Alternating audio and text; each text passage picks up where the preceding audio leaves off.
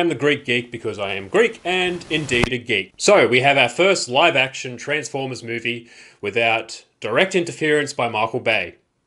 Mostly. And that is a really good thing. On the verge of losing a civil war against the Decepticons, the Autobots send Bumblebee away on Earth to establish a base.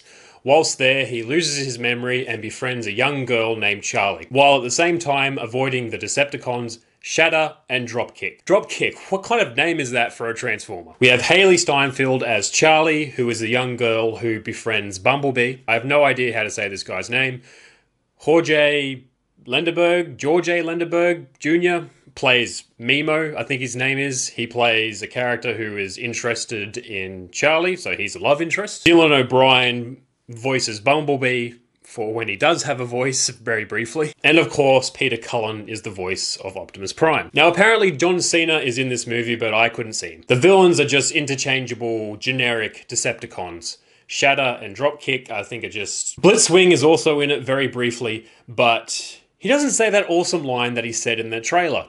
Where's Optimus Prime? And I was very disappointed by that. On the subject of villains, it was absolutely amazing to see Soundwave, Shockwave, and Starscream at the start of the movie in all of their G1 gloriousness. So for once, the main human character isn't annoying and yelling Optimus Prime and Bumblebee for the entirety of the movie. Optimus! Woo! Woo!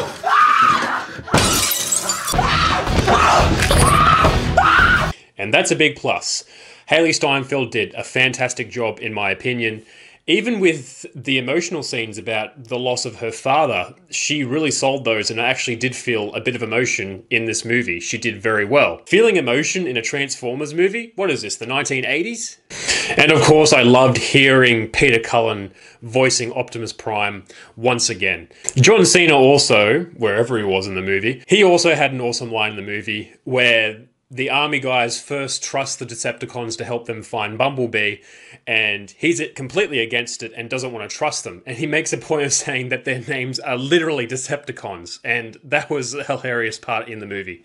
Loved it. So without direction from Michael Bay, we don't get over-sexualized female characters, impractical explosions, slow-motion shots of helicopters, too much focusing on the army, racist jokes, lowbrow humor, and low shots of people getting out of cars in slow motion. We don't see those in this movie because Michael Bay isn't directing, and that is a good thing, as I said. Because Travis Knight is actually a competent director, so kudos for him for finally delivering a good live-action Transformers movie. With the story, I do have a bit of an issue on how Bumblebee loses his voice, but I will talk about that in spoilers. The action is okay for what I can see. The action does boil down pretty much to two pieces of metal banging against each other, as it always has been in the Transformers movies. A lot of the time when there is action happening, it goes in really, really close, so it's hard to make out what's happening, and it's edited in such a way that it's kind of hard to make out what is happening, especially at nighttime during the end fight scene. It is really hard to make out what's happening when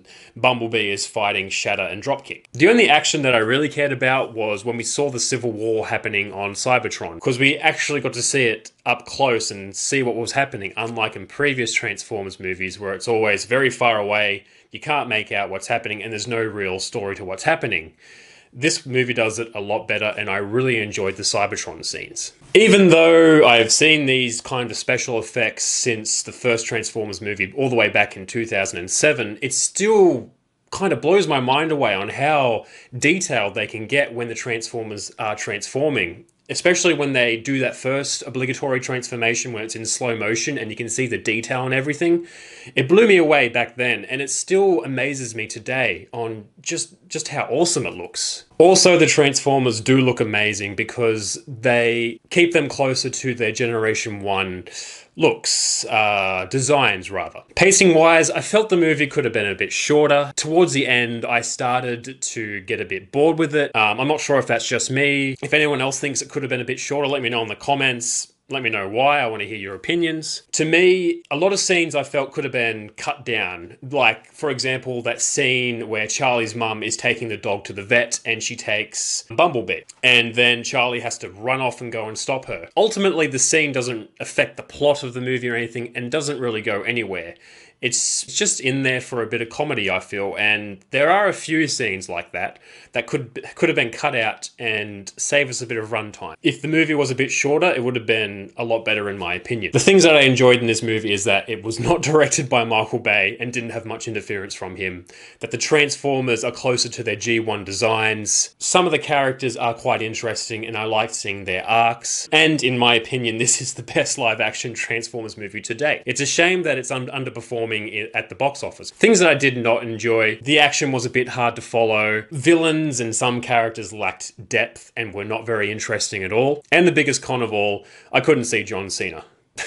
I'm going to say that if you're a big fan of Transformers movies, then you should go watch this movie. If you're a big fan, you should have already seen it by now. Even if you're not that big of a fan of Transformers movies and you're just kind of a more regular, casual moviegoer, I feel that there's a lot to enjoy in this movie. It's way better than the other live-action movies that are out there. I'm just going to slap a big old spoiler warning. I only really want to talk about one thing when it comes to spoilers, and that is how Bumblebee loses his voice. An early scene in the movie is when Bumblebee is fighting Blitzwing.